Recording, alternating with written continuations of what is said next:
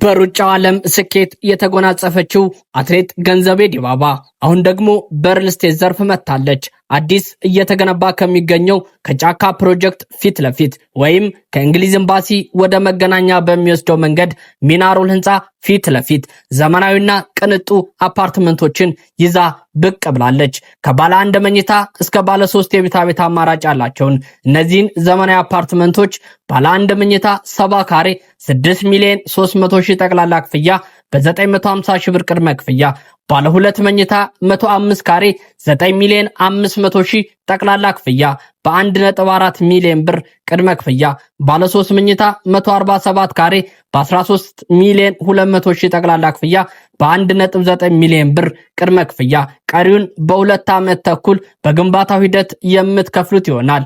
እነዚህን አፓርትመንቶች በውስጡ የልጆች መጫወቻ፣ የጂም፣ የስፓ አገልግሎቶችን ያካተተ ነው። ለበለጠ መረጃ ስክሪኑ ላይ በምታዩት ስልክ ይደውሉልን። መልካም ዕድል።